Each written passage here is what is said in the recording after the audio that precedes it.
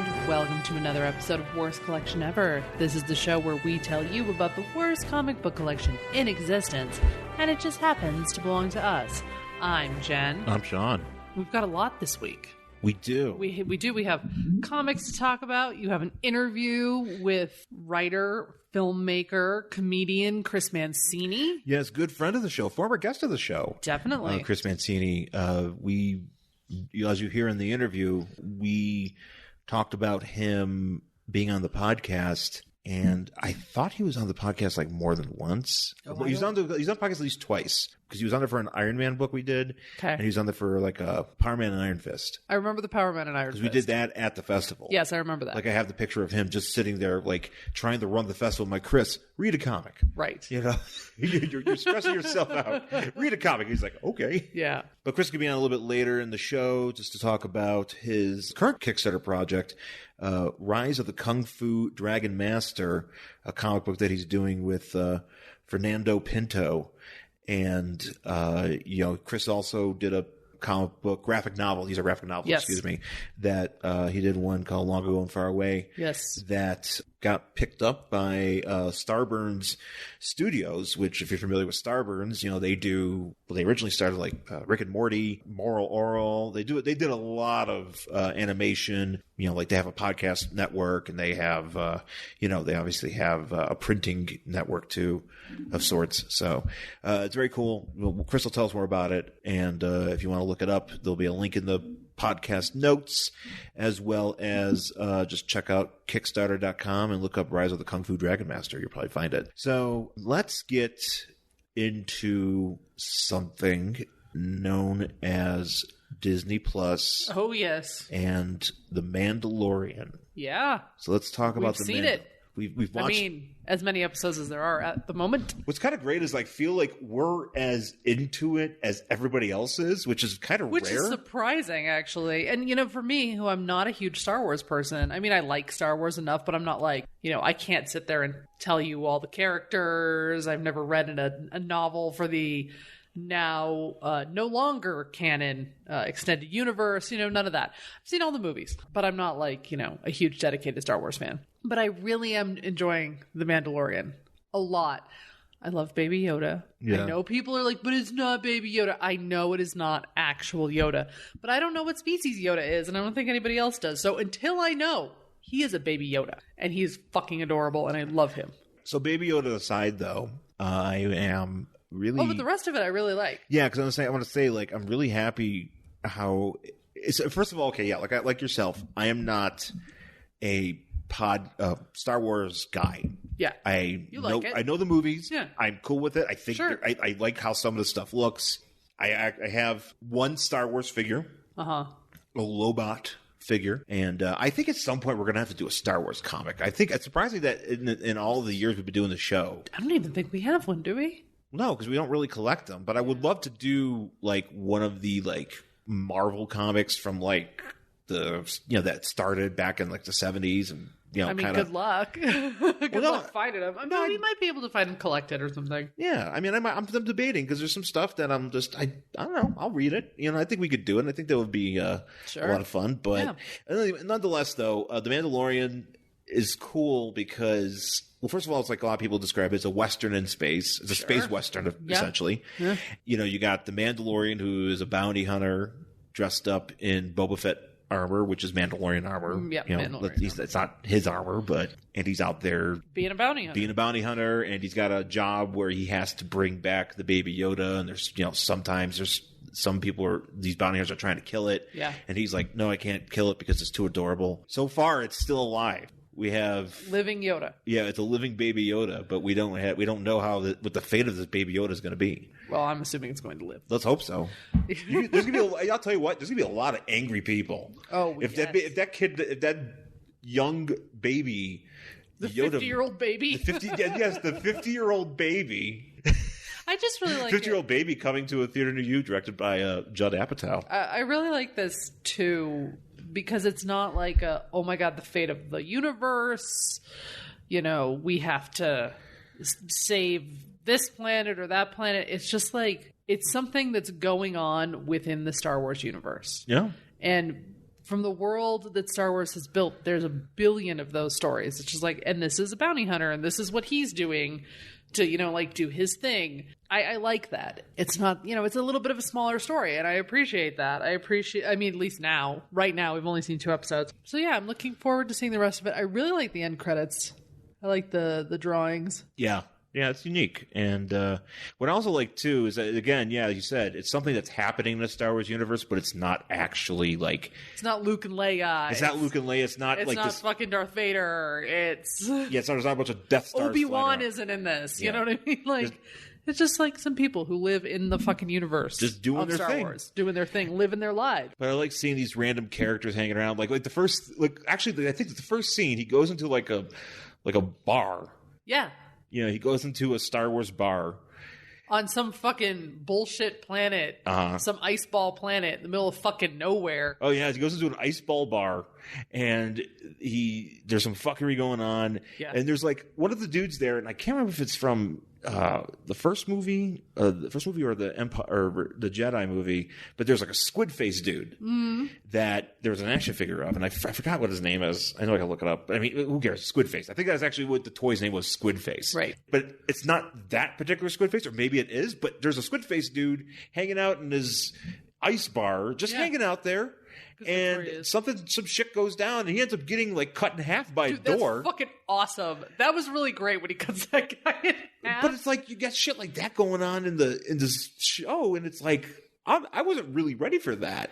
No, it's like, pretty great. Just like the action, like the actual, like, violence of the action. Like, it's obviously there's Star Wars, and there's people getting shot and shit going on, but like, dude got cut in half. I mean, you don't see it. But you don't see it. But it's there. But hey, you know what? It's there. And like you said, it's like a Western. It's like when the guy walks into a bar and people start fucking shooting.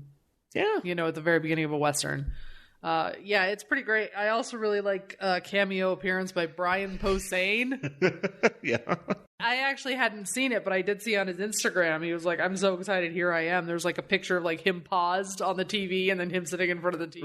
I'm in the Star Wars. Yeah, being like, I'm going to be in Star Wars, which is like a huge dream for him. How is it that he died in Star Wars? He was basically like an ice planet Uber driver. Yeah, he was like a cabbie, and it was great. It was like a perfect fucking role for him. I'm so glad he got to do it. How is it that you cast Brian Posehn in a Star Wars universe, and he's not just a hairless Wookiee? He kind of is. Because he kind of is. He would totally been able to pull off hairless. Because he's gigantic. Wookiee. Like, he's legit tall. He could have been the Wookiee-human hybrid or whatever. He'd have been like, my dad was a Wookiee, my mom was a human. Yeah, my dad was a Wookiee. And now here I fucking am. I'm Brian Posehn. I'm a hairless Wookiee.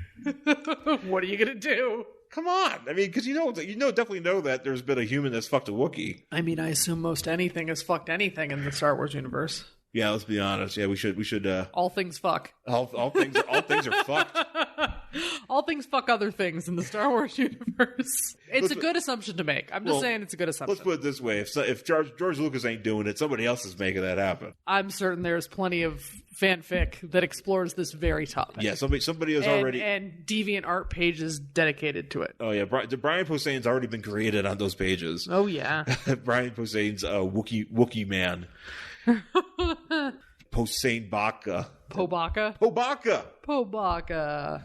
Posbaka. Aw. No, Mandalorian's pretty dope. Yeah, it's fun. And if you have Disney Plus, you should check it out. Yeah. And I guess really not much else was going on. I mean, there's stuff going on, of course, that we're probably just ignoring and not talking about. I'm sure. There's so much going on. But we're not like a news show. Well, no, not only that, but my God, how can we fucking keep up with anything? Yeah, I don't know. I mean, there's impeachment hearings, wrestling Twitter is exploding. Yeah, right. Like this fandom's mad. There's Baby Yoda. And it's just I can't keep track of it all. The only other thing I want to bring up was The Rock put out a picture of him as Black Adam, which kind of looks like an official DC artwork or something, like a presentation of sorts. Yeah. And the movie apparently is not coming out till like 2020 or something like that, or 2021 maybe. Sure. And I'm like, whatever.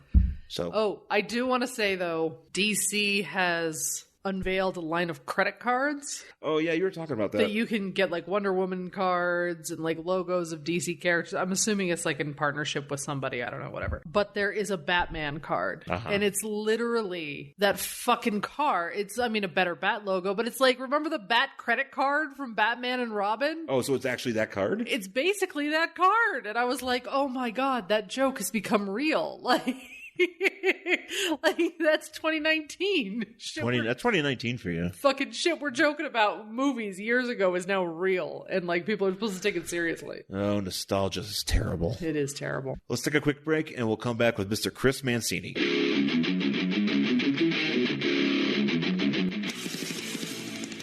Monthly.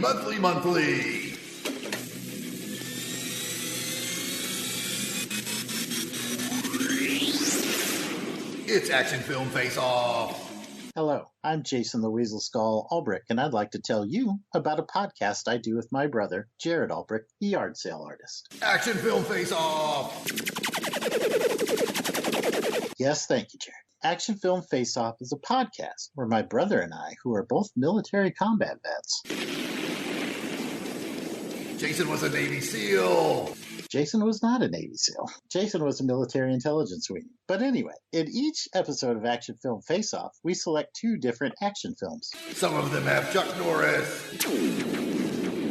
Technically speaking, none of them have had Chuck Norris yet, but it could happen because we use a randomizer set between 1970 and modern day to select our 2 films. So you'll always get 2 films, each from a different year. Our randomizer has spikes on it. We use a Google random number generator, so it does not have spikes on it. And we put the films into our Video Dome arena. It also has spikes. It does not have spikes. But we discuss the films and score them through 6 different rounds of criteria. I score Bond films very high. Okay, that's true. But anyway, by the end of the episode, we crown one of the action films the champion of Action Film Face-Off. Next episode, Jason fights a bear. Jason is not fighting a bear, but please give our show a listen. We're part of the Longbox Crusade network of shows. Pat Sampson killed a man with a sword once. I can neither confirm nor deny that statement, but you can find us on iTunes, Google Play, and most podcatchers under Longbox Crusade, or you can subscribe to just our show by searching for Action Film Face-Off. Come see the blood fly. And that's Action Film Face-Off. We do, indeed, invite you to come and see the blood fly. I just said that. All right, my guest at this time is a former guest on this podcast, the great Chris Mancini. Chris, how are you doing this evening? Great. Thanks for having me on, Sean. Always love talking about comics as well as some of the worst in the collection. You were on, what did you do with us? You did a Power Man and Iron Fist, I believe. There was one that it was almost like a spin-off, and I remember the first page was Explosive First Issue, and then you turned it over, and then the next page, the title of the episode was Endgame. Actually, how many episodes? I'm trying to think. Okay, so we did that. We did a Power Man and Iron Fist one, and then we did another one. We did an Iron Man one. Yeah.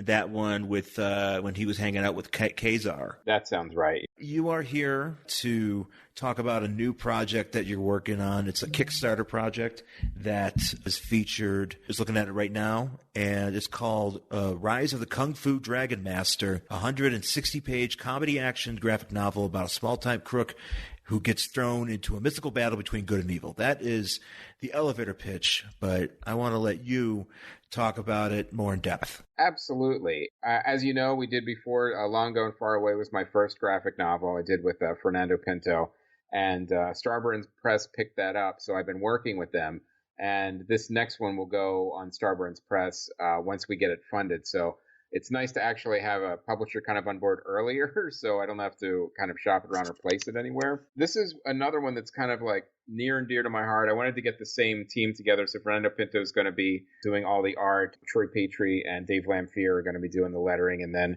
We have a couple of new people, like Brendan Wright is going to come on board, and he's actually going to be the editor, and he's from Dark Horse, and he works with Starburns Press right now. So, and Brandon's been great. He's been really, he actually worked on Long Gone Forward once it went over to Starburns and tweaked some of the dialogue and really made some interesting and really good corrections. So he's a really good editor, and he's helping out with this Kickstarter too. But this is one of those projects that, like, I wanted to make a big, broad comedy with, like, epic fights and martial arts and dragons and monsters, but as I was writing, again, the same thing with Long Ago and Far Away, it became a more personal story. It became more about, like, what if someone was angry all the time and they were angry at the world and they just wanted to fight all the time? How would that mesh with, like, an ancient philosophy like of Kung Fu, hundreds and hundreds of years ago?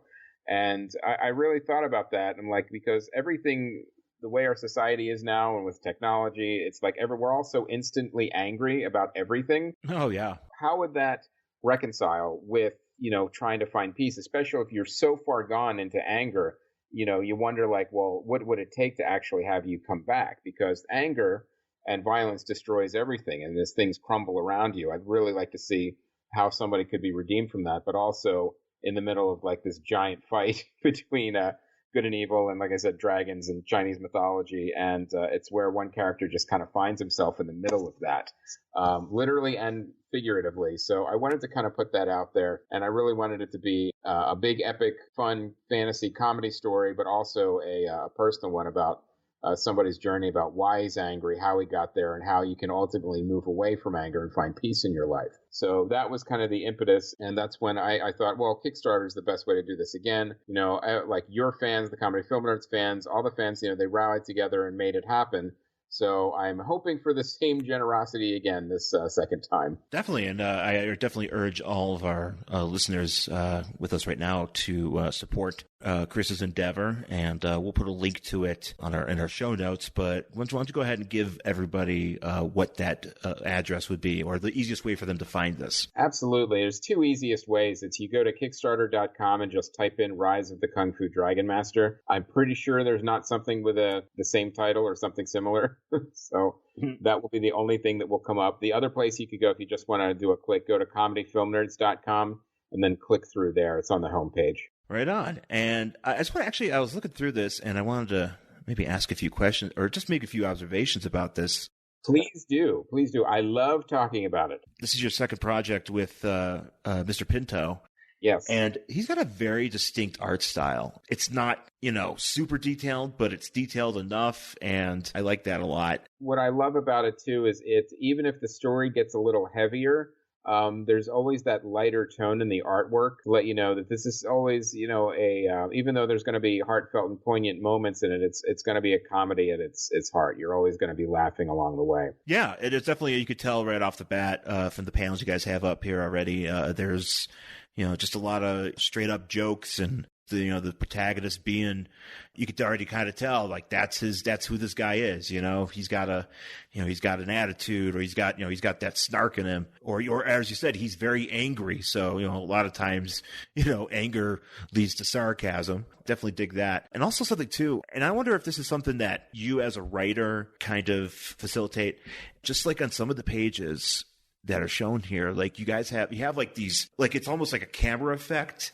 but it's on a page. I don't know how to describe it, but it's kind of like they're in warp speed. Yeah, there's like a motion lines and motion blur. Yeah, Fernando's so good at those. He's really great at kinetic drawings. Well, I'll say, there's also that right underneath that, there's that part where Rick gets kicked, and then you have the panel of him being woozy, but it's blurred. Yeah. So is that something that, like, as a writer, you're like, I want to see that, and you connect with Fernando to get that in motion? Or it's a little broader, and then Fernando basically just runs with it. Like I say, well, he's everything gets blurry for him, and then Fernando takes that and kind of interprets it and makes the panel his own, which he did. I'm like, oh, I love it. Yeah, it's great. I'm looking through here, and I'm intrigued by some of the folks that are on your team. I'm looking at your letterer group, and they worked on something called Invasion from Planet WrestleTopia. Yes. As well as, which, as a wrestling fan, as everybody knows who listens to the show, that's the only thing I ever talk about. I never shut up about it. Well, I will say this, that book is actually on Starburns Press. if you buy the digital tier, you get all of those issues in the tier. You get the whole Starburns Press library, so you get that book. So how did you hook up with Starburns? I know that I'm kind of putting it together that you and Graham, being comedians that have been part of the LA scene, are probably, you have a connection to, Dino and the people over there. Is that kind of how that facilitated, or was it something that they just happened to see and they were like, hey, maybe we should get together and do this? It was actually a mix of all of those things, which was really cool. Like, we had Dino on the podcast to talk about Trent, and we had some comedy friends in common. And then Fernando actually did some artwork for Starburns, so he'd already worked for them. And he thought it would be a good fit. And then a friend of mine, Jackie Cation, who also did a part of their anthology over there, is like, oh, I'll send it over. And then when she sent it over, they replied back, oh, we already know about this book. Everything moves slowly in Hollywood. But then after it kind of got put together, for Long Ago and Far Away, then they put it up on their site. They're publishing it. They're actually going to publish another hard physical copy next year. All the Starburns branding, that'll go into Amazon and the bookstores and the comic book stores. But one of the things I was really excited about Starburns is because of their studio. So they're actually taking Long Ago and Far Away and packaging it as a TV show. Oh, okay. I brought a showrunner in, and we're going to actually go pitch it on in January of next year, which will be really cool. So I'm hoping that project will move forward even further and get picked up as a TV show. So we're all hoping that will happen. Then I talked to them about this new book, and they liked it. And they're like, yeah, we don't have the resources to fund it, but if we can get it funded through Kickstarter, we'll publish it. So it was like, sounds good to me. Let's try to get it done so we can do it. So they made all these tiers that are Starburns exclusives, like the tour of Starburns, so you could see how they make the animation, because they've done like Moral Oral and Anomalisa and HBO's Animals, and Rick and Morty started there. I know it's at another studio now, but if you go to their studios are amazing. They've got all these pets of stuff, and it's really, really cool. Is this something that maybe if, one of either both of your projects or this particular project, the Kung Fu Dragon Master, would it be something that you might want to do as like a audio production of sorts, considering how a lot of podcasting these days, people are really getting into that, fictional podcasting presentations?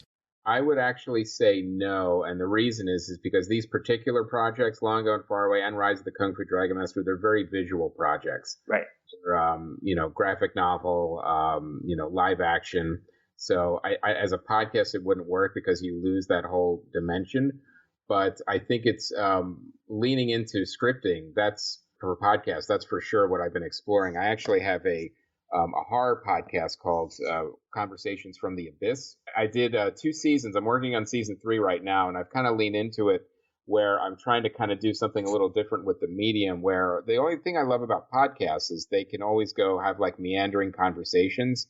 They can go on tangents. They can come back. They could kind of go in a little different ways. But what if you applied that to like a horror Twilight Zone-ish anthology model where you're still listening in on a conversation, but that conversation is very unsettling and off-putting, and you don't know where it's going to go.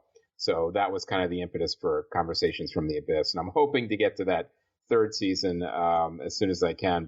Are the other 2 seasons of that still up on Apple and everywhere? They are, yeah. People can listen to them. And they're real short. They're like 15, 20 minutes each. There's 8 in each season, so you can blow through them really quickly. I got feedback from somebody once that, I was working late alone in my office, and I shouldn't have listened to your podcast then.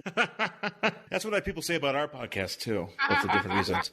So with regards to this Rise of the Kung Fu Dragon Master project, if folks are just fans of Marvel and DC, what in this project do you think would attract them? I think it's a mix of things. Like, I love mixing and crossing genres. I think anyone who likes action, they like comedy, they like fantasy, they like monsters and creatures, and also with a dose of philosophy and some nice human connection.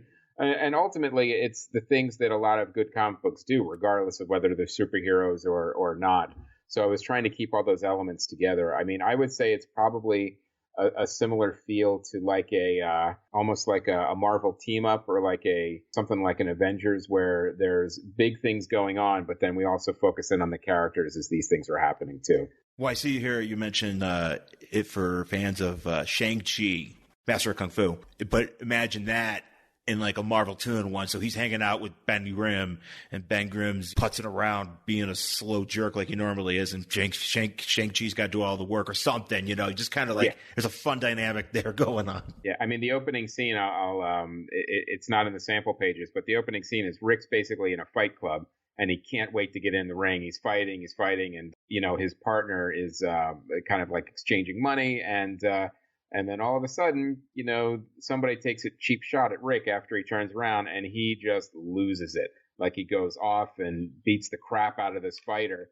And then at the end, his buddy is counting his money. I'm like, I can't believe you bet against me. I said, I didn't bet against you. I bet you would be disqualified. That's awesome. So please check this out, everybody. Rise of the Kung Fu Dragon Master on Kickstarter by the great Chris Mancini and Fernando Pinto. You guys are going to love this. I think, Long Going Far Away, it's definitely a lot of fun. And Chris and Fernando, you guys are a great team. So I think you guys are going to, knock it out of the park with this one too. And I want to point this out. Mark Wade put over Chris Mancini. And y'all know who Mark Wade is, okay? And if Mark Wade's telling you he's good, then y'all should be listening to him. So if you go on the Kickstarter, you'll see exactly what he says. So I think that makes a lot of sense. Chris, is there anything else you want to promote? You want to bring you guys? Of course, I know Chris primarily from the Comedy Film Nerds podcast, where I started as an intern. I was a multiple time guest afterwards, and I've always been very grateful to have you and Graham in my life as just colleagues and friends. We're happy to have you as well, and we were really excited and really, really elated just to see your progression from hanging out in the office to us to full-time jobs actually in the podcasting space, because at the time, Sean, there weren't as many as there are now. Man, that was like, back then, it was like there was jobs, but there really wasn't as many. Now it's like there's friggin' things flying all over the place. Everybody's got a studio and everybody's doing podcasts now. But yeah, man, it was early on, and I definitely, I owe it to yourself and Graham, because I met Chris Gord there, and that's how I got involved with Podcrash and then eventually Sideshow Network and everything. So I've always been very grateful to be working with you guys. So Comedy Filmers, though. You guys are wrapping up. Has that been announced yet? It has been announced. Yes. Yeah, we announced it so people would kind of have some time, and we needed some time to wrap things up. But, fans have always, from other shows, have told us that fans are not happy when you kind of leave it abruptly. Yeah, right. Give people a couple of months, kind of wind things down, enjoy the episodes, and then we have one last show, December 12th, at the Dynasty Typewriter Theater at the Hayworth Theater. And then like a bunch of old guests will be there. It's going to be a ton of fun, and then a reception. But the Kickstarter actually ends December 10th, which is our last studio show. So I'm hoping I can go out with the last show with a funded Kickstarter. That'd be awesome. Yeah, that'd be some great news. It should be a really good week, so I'm hoping. So what episode is that you guys ending on? Like, what episode number? We're saying it's 600, but we're not completely sure. Oh, okay. Well, at least that's halfway to 1,200. Exactly. So, that was probably the goal all along. But I also want to give a shout out to Chris and Graham. We're behind not only the LA Podcast Festival for many years, something that I've had a chance to, be a part of in various facets, but also Earbuds, the podcast documentary, which, by the way, I don't know are you aware of this? It's on Amazon Prime now. Oh, absolutely. Yeah, it got picked up by distributors, so it's everywhere. It's Amazon Prime, it's iTunes, and on demand, so you can kind of get it anywhere now. See, that's awesome, because there's a lot of people that I haven't been able to exactly share it with, other than just having the DVD available. So now they could see my cancer journey and whatever it is I'm doing on there, being a podcasting jackass, and it's up there. But it's a fine documentary, and you guys are going to dig it. And please support Chris in this venture, guys. He's doing some great stuff. Rise of the Kung Fu Dragon Master. Definitely check it out. Chris, what's your social media? Where can people find you? It is social media is Chris J. Mancini, and then you could always catch me at my website, Chris J. Mancini online. But Twitter is usually the best place. I think my DMs are even open if you want to drop me a line there or just tweet at me. That's fine. Right on. All right, Chris. Thanks again, man. I appreciate it. Thanks again. Thanks so much, Sean. I really appreciate it. This was great. And, I always enjoy hearing about bad comics for sure, because I've got some in my collection as well. Oh, yeah. Maybe we'll have to have you on some other time, too, to maybe talk about some comics. And we'll just do straight comics and just have a blast with that. Sounds great. Jeff and Merc present Unpacking the Power of Power Pack, where we journey through each issue of the most underrated Marvel series of the 80s while drinking beer. analyzing awesome and amazing adolescent adventures, and absorbing alcohol. We got kids with powers, we got villains with attitude. We got superhero guests, like all of them from the Marvel Universe. We have thematically appropriate beer reviews. We have good jokes and bad song parodies. One stop for all your Power Pack pod-pleasing procurements. And we got alliteration. Find Unpacking the Power of Power Pack wherever fine podcasts are played.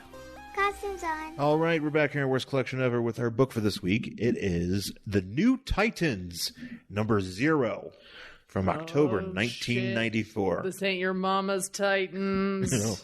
No, this is definitely not your mama's Titans, and it is one of the 0 books. I can't remember how many. I can't remember. You have a few of these. Well, I have a lot. Yeah, it's kind of one of those things where I want to get all of them because they remind me of a time when you were young. When I was young, when I was 14, and I was. They have a special memory of these kind of books because this is kind of around the time when I was really getting into DC. I kind of feel like this the 0 Hour kind of put DC more on my radar. I feel like before I was more of like a Marvel guy. Sure. And this kind of turned me over more to DC because of. I mean, I like the 0 Hour story. I know it's just another time crossover bullshit thing, but I'm always a fan of it. So yeah. That's just how it is. But the New Titans number 0, October 1994, which features on the cover here. We've got the New Titans. They're new, and I mean, kind of. Well. I mean, this team is pretty. I mean, it's kind of like the team. There's a bunch of. Well, first of all, there's a bunch of like temporal bullshit that they're really not addressing in this book, and that's fine because I don't want to address it either. But the team is kind of brand new. We're not looking at just Nightwing and. But he's in this book. Don't you worry. Yeah, he's in this book to tell you that he's not going to be in this book. Yeah, right. I'm here to leave. Yeah. Hi. Bye. We have on the cover, we have Tara, who was a part of the Teen Titans before this. And, of course, she turned on the Titans in the Judas contract. Yes, but not here. This is where she came back from the dead. I don't really understand exactly what her resurrection deal was. I don't know. I didn't bother to care. I just know she's here. She's here. And she's really into Beast Boy. And who's not into her. Beast Boy's not, which is kind of weird because it was like in the Judas contract story, it's like they're... the relationship is supposed to be there between them two, and they don't really, obviously it ends pretty badly. Yeah. But here she is, and the reason I bring her up first because she's controlling the rock that Arsenal is standing on. Yeah. And that's, of course, Speedy or whoever.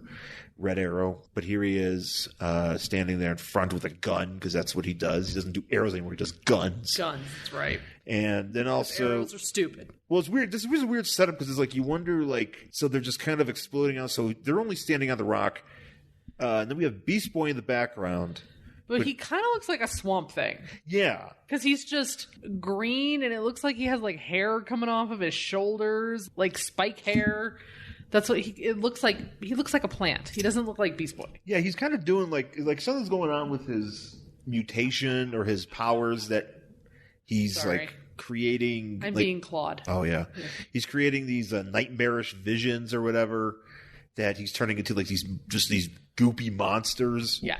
Or swamp things, and he's like, I just realized that he's not like standing on the rock, but he's actually just standing in the back being gigantic. Yeah. Because he's got like these weird ass feet in the background. Yeah. So then we have him, and he's on so he's on one side, and on the other side we have Damage.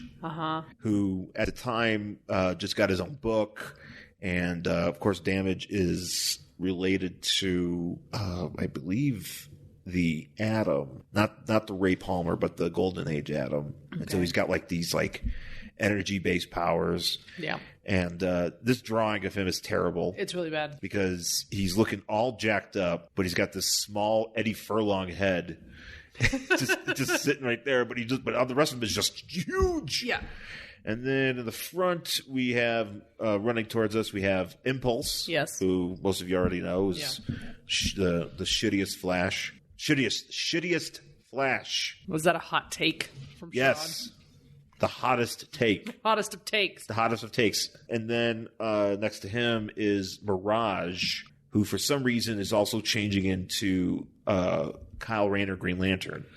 Yeah, and I kind of felt like, because he shows up at the end of this book, so I was like, is that how they're telling us that he's in this book too? I don't really know what his relationship, And I don't get it. something happens to him in the next issue apparently, but whatever. Yeah, I don't know, because they're talking about like needing a leader, and then all of a sudden he's... Anyway, we'll talk about it. So we start off, the issue is called The Changing Order, and... I'm assuming we're in some politician's office. No, we're in Sergeant Steele's office.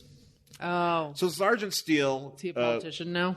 I don't know. He's just like... I think he's some sort of government dude. Yeah, government dude. And he's got a metal hand. Yep. Smoking a cigarette with a metal hand. Yep, that's what you do. That's what you do. And he's talking to a shadowy figure who is obviously Nightwing, and Nightwing is just holding the flag in front of his crotch. No, the flag's over here. It looks like he's holding the flag. He is holding the flag. So the flag is on... Wait, go back. Flag is on a pole, and he's just holding it. Why? I don't know. Maybe he's trying to hide a boner. I was going to say maybe he's got like a hard on. He's like, I'm sorry, I can't let the readers of this book see my hard dick, and I can't turn around because the Sergeant Steele will see my dick. So I'm just going to hold this flag in front of it. Well, at least Sergeant Steele's getting a good view of that ass. That's true. The best ass in the best ass in comics. There it is. He's standing there with this thing in front of his, he's holding this flag or whatever, and he's telling Steele, he's like, okay, well. This is, Arsenal, has like these, gave me these names of these kids who are going to be the new team. And Nightwing's like, yeah, well, we were kids when we started. So, chill out. And then we jump to the Night Titans on a mission. Yeah. And I think we're in a warehouse here. Of course. And we have Coven. And Slagg. And her husband, Slagg. Oh, yeah, that's right. Slagg, which is British slang for slut. Just want to put that out there. Coven and slut. Coven and slut. However, Slagg is like this big, besuited guy. He's in this big iron suit. Yeah.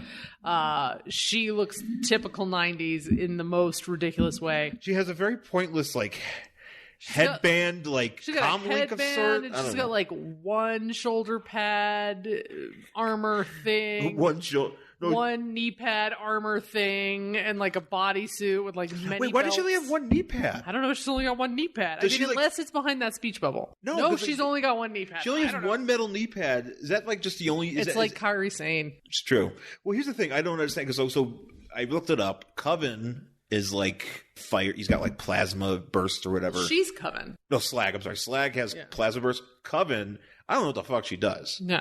She wants to be a witch. She wants to be a witch. She has a knee pad that's shiny and metal. Only one. Maybe she knees dudes in the dick with it. Maybe. That's her power. I actually would like to take this picture of the two of them together and Photoshop our faces on. I was thinking that. I was actually just husband thinking, and wife team. I could wear a pointless outfit. I was thinking this could be, considering that my face doesn't do well with face paint now, as we've discovered. Yeah, I can't do face paint for you anymore, babe. Here's our next couple's costume. We're gonna make this. I get to wear one knee pad. Yes. Okay. That's how people will know that you're Coven.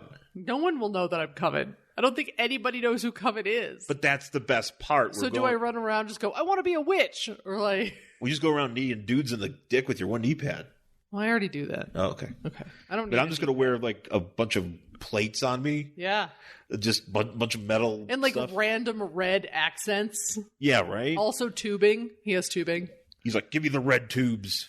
I want to be a witch. They're working for the Crime Lord, who is... seems great. Oh, no, that's Beast Boy. Yeah, they're working for the Crime Lord, and they're giving some shit to a guy who, like one of the members of the Triad or something, sure, and whatever. There's some sort of kerfluffle with the Triad. Basically, nefarious, generic shit. But in bursts Gar, and he's, he comes in, but he's like his powers are going nuts. Well, he's like the shape of like a bunch of faces and two monsters. He's not really a beast. He's a lot of eyes and some faces, and then like I don't know if he's changing into this like angler fish with tentacles. Yeah, right. It's almost like he's lost control of his power. And the thing is, he's sitting there like, thinking to himself, it's like, why am I so angry? What's going on? I'm like, bro. Yeah. I mean, he's even saying like glop, gurgle, whatever. And then there's, fire. He does a thing where it's like, where the Slagg guy shoots off a fire burst, and he starts yelling at him. So, Garth starts yelling at him, like, look at me and see the faces of your torment. Like he's doing like a pedant stare kind of bullshit. He's all fucking, he went emo, man. Yeah, this is Gar's goth phase. Does he like? He's gonna go read some. Also, he farts. Yeah, I thought he farted at this guy's face. He farts in his mouth. Ew. Because like one of his tentacles like gives off like a gas, and the I think it's Slagg, because Slagg's helmet comes off. Yeah, it's Slagg. And Slagg's like, ew, poison. I would also just like to point out the way Coven's ass is drawn in that bottom panel. Oh yeah, she's splaying, which is really upsetting because it's almost like she has ass implants. But they're bad ones. Well, it's also kind of questionable where her vagina might be. Well, not only that, but like when you do the splits like that, you don't just have like still perfect ass cheeks in the middle. They move. I don't know. Have you seen Jean-Claude Van Damme do the splits? I mean, I have, but I'm assuming that from this angle, it doesn't look like two perfect bubbles. Right. I don't know. Maybe I'm underestimating Jean-Claude Van Damme's ass. So basically, they subdue him, and the Coven subdues him with her weapons, and then her one knee pad. Yeah, and then we jump to the shopping mall beneath the World Trade Center, where Arsenal and was there a shopping mall beneath the World Trade Center? Oh, there's a lot of stuff. There was a lot of stuff in the World Trade Center. I know there was a train station. Yeah, I didn't know there was a mall. Yeah, he's there. Damage and Arsenal are there, and they're fighting a bunch of robots. I don't know exactly what these robots are, but they're apparently like terrorists, but they're terrorist robots. And I kind of look at them in like Sentinels.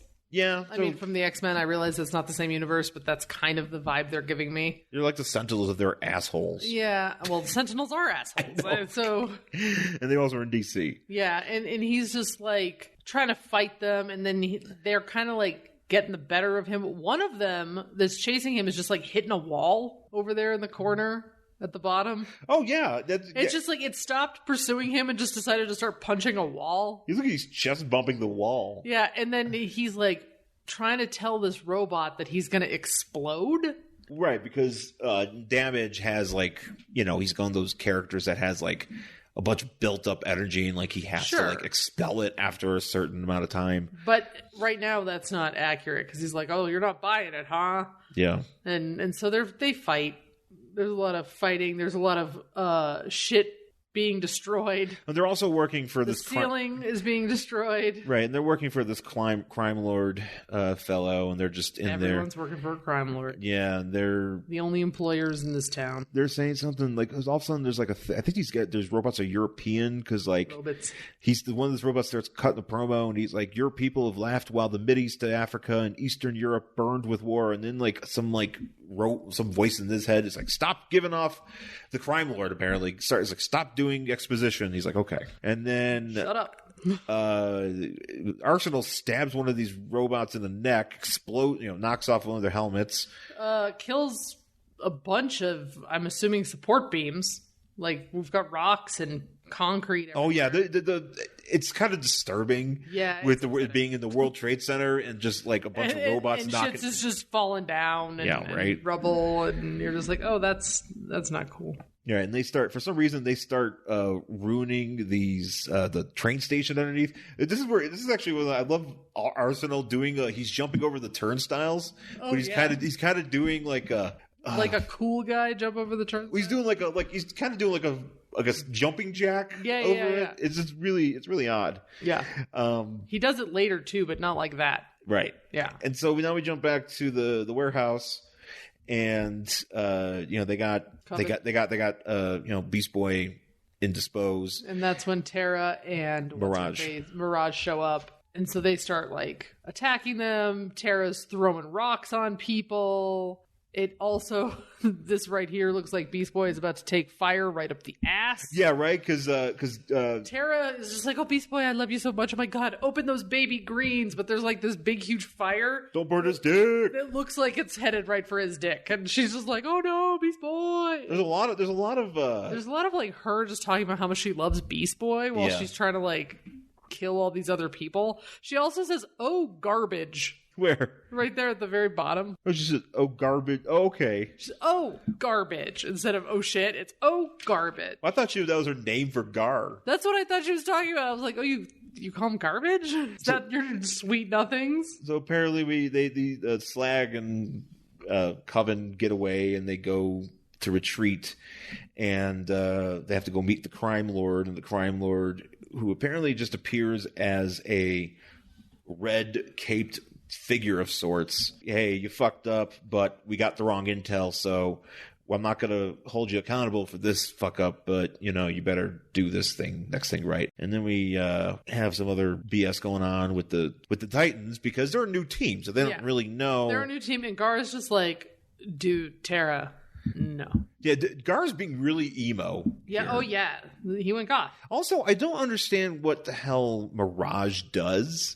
Because she doesn't do anything in this fight. Either. Is she the one who's got the green thing? Where? Is that green thing her? No, that's Coven. No, that's Coven shooting the rock. I don't know what Mirage does. You're right. She does I have absolutely no idea. nothing. And then only thing she's doing here is she's wearing earrings that have a T. They're shaped like a T. I thought they were crosses. I thought they were crosses too, but no, she's wearing the official Titans earrings. And they get a call from Arsenal, so they have to go catch up with him. We're back at the World Trade Center, and this is where Impulse shows up, and he's being all teenagery and silly. Yeah. And he's jumping around. I hate Impulse. Yeah, he kind of sucks. Yeah, he sucks ass. Because he's hanging out with what's his face, Damage. Yeah, he's doing a pretty good job knocking, getting these robots out. And apparently, he's like, well, I'm the shittiest Flash. we get this notice that it's like, well, he thinks it's a game because he grew up in a virtual reality world. Yeah, whatever. Whatever the fuck that means. Yeah, that doesn't mean anything. Damage was actually buried in a bunch of rocks, and he's just like, which somehow didn't kill him because he's not invulnerable. I don't know. I mean, he's just got a bunch of power and Comic stuff. books. But, if a bunch of rocks fall on your head, You should die. you should die. Yeah. But he's fine. He joins back the fight, but he's his energy is like really building up. Right. And this is where what's his face? Impulse has to take him out to like the middle of the fucking ocean. Yeah. And leave him there so he can explode. And not fuck up the World Trade Center. No, the fucking World Center. Yeah, he shouldn't do that. And then they head back to they all meet up, and people are everybody's just tense. Yeah. Everybody's just tense. You got you got Titans yelling at each other. They run into Arsenal over here. Well, Arsenal. He's wearing sweet sunglasses. He is. He's kind of doing like he's fucking Magnum PI. He's kind of doing like they're down on his nose, kind of like he's like looking at a babe or something. Yeah, that's exactly what it is. It's like, Tom Cruise pulling him down in like an old movie. Oh, it's Risky Business. It's Risky Business. It's 100% Risky Business. It's Risky Business starring Arsenal. But Tara's like, the Breakfast Club. You're this, I'm that, and everybody's like, shut up. She calls Gar a Keanu Reeves with chest hair. Does Keanu Reeves not have chest hair? I think he manages chest hair. He's got a nice beard. I'm certain he can manage chest hair. I'm assuming that if we see Keanu Reeves without a shirt, he may have waxed or shaved. I don't know. I'm certain. Well, I'm certain probably for aesthetic movie purposes. For movie purposes, I'm sure real Keanu Reeves is just fucking like, this is what I got, bro. Yeah. So they get a heads up from Sergeant Steele, and Sergeant Steele is like, "Look, I got you guys. The original Teen Titans Tower isn't around. I got you like old school dormitory on Princeton University. Kind of looks like a train station, to be honest with you. Or a train station. An old library. Yeah. Well, it says used to be a train station. So yeah, that's right. what it looks like. It used to be a train station in the 30s. After it was closed, it was turned over to the national parks, and the president had them turn it over to us. So Slick Willie was like, "Oh man, Trump's not giving shit to these people." Anyway, so they're like, "Oh man, we got the sweet new digs. We've got this stupid T-shaped table that doesn't do anybody any good." That table looks stupid. It is stupid. But apparently it cost $2 billion to rebuild the inside of this thing, and they even have we can't afford health care. No, fuck No, that. fuck health care, but don't you worry. Here's $2 billion to build this stupid table. The stupid table for a team that's only probably going to be together for like not even a year. Yeah, no. A bunch of these jabronis. And they got a gym, they got a pool, they got apparently like a sub. Yeah, they've got all sorts of stuff. Sub that costs $4 million. Yeah, they're spending way too much money. And this is like in 1994 money. Yeah. That's how many billions in 1994? Hey, Clinton, the economy was doing good. The economy was doing great, but could you imagine, like, what is that today's money? $18 billion. Yeah. Money Jeff Bezos wouldn't sneeze at. Jeff Bezos funds... It's Jeff Bezos' money. Jeff Bezos funds the Titans. Yeah, that sounds right. So then we get like an aside where a senator gets vopped, like he turns into like fucking dust because like a zeppelin. Oh yeah, there's a over. fucking. I forgot about this. There's a zeppelin in this book, and you're like, wait, where are we again? Well, apparently Deathstroke tried to assassinate Bill Clinton with a zeppelin. No, but apparently should have been a zeppelin in the Deathstroke the Hunted, the 0 issue of his book. But apparently it was the machinations of the crime lord that were behind it. So it didn't really do anything. But the senator's up there and he's like, well, okay, he tried to kill Slick Willie. I ain't going to stand for that shit. I'm trying to bring him to justice. And then like the crime lord shows up with, in his zeppelin and just vops them. Didn't we read a Zeppelin book? Yeah, it was the one with the Batman. Oh, that's right. And Jersey. That's right. And then we're back with Nightwing, who's done fondling the flag. Yeah, he's done. He's back. I think we're going back to the beginning. Yes, we're back where we started. And he's like, these Titans are gonna be dope. Don't worry about it. And he's like, I'm gonna go. Steele's like, okay. He's like, I'm not gonna be there. He's like, well, aren't you gonna lead? He's like, I've led too many of these teams. I'm out. I'm not gone, Steele. I'm just taking a well-deserved vacation. All I really want. So don't worry, Nightwing's not going to be in this book. Yeah. But then, so he jumps out a window. You see his dumb ponytail in the shadow. Wait, does he have the ponytail still? Look at that last panel. Oh, yeah. See it? Yeah, you didn't really see the ponytail because he's always facing us.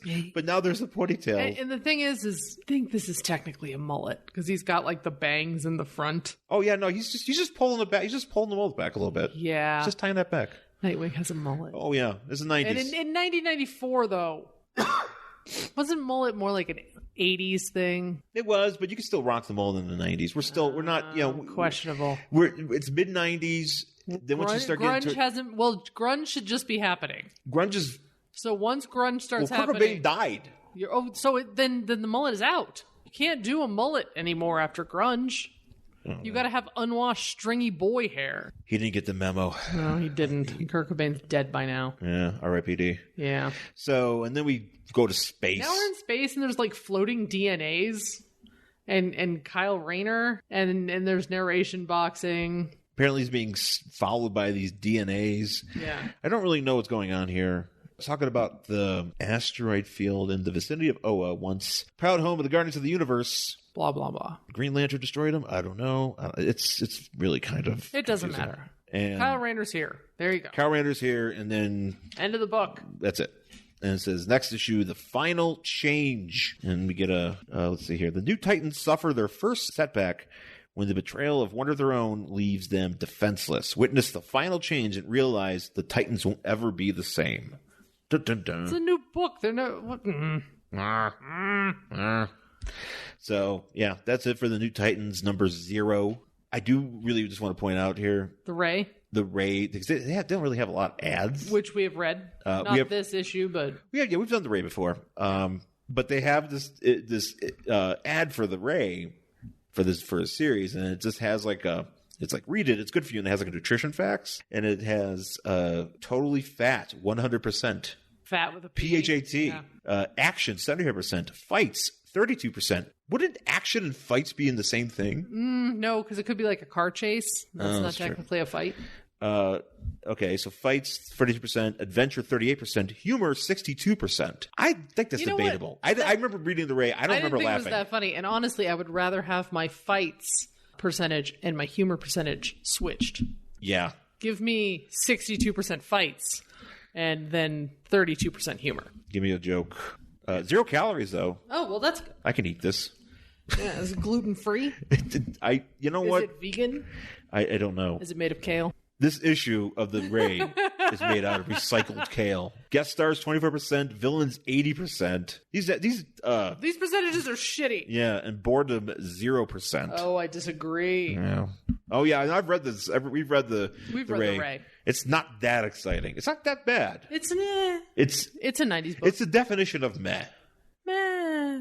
Meh. That's it for the New Titans number 0, October 1994. Do you want to find out what's going on with the New Titans after this? I mean, I have so many other things to read, so probably not. I'm the same way. You know? Yeah, I mean, whatever. I feel like I was interested to catch up on this just to see, like, it's a 0 issue, so I was like, yeah, let's see what's going on here. And I was like, okay, yeah, I'm good. All right. Nightwing's out there fondling flags, and I don't know what Tara's Tara's got these weird. I just noticed her boots. Look how big her boots are. She's got like giant Uggs. Yeah, it's like, and she's got really skinny legs, and it's just weird looking. This is another 0 book. Maybe we'll get to another one. I don't know. Anyways, I want to thank Chris Mancini for joining us this week. Please check out The Rise of the Kung Fu Master on Kickstarter. Mm-hmm. And please support him. He is a good friend of the show and just a cool guy. Yeah. And really creative. Indie creators. Yeah, please support indie creators and definitely support Chris. He is a smart, creative dude. We love him here. So please find us on Twitter and Instagram. You can find us on Angry Hero Sean on Twitter and Instagram. And I'm at Jen Stansfield on Twitter and Instagram. You can find my X-Files reviews. jenstansfield.wordpress.com. I promise I will write some soon. I've been a little lax lately, but we've had shit going on. And you can find us on Facebook, Worst Collection Ever, and email the show, worstcollectionever@gmail.com. Please rate, review, subscribe on Apple Podcasts, and tell your friends. So that's it for this week's show. Thanks for listening, and we'll talk again next time. Bye.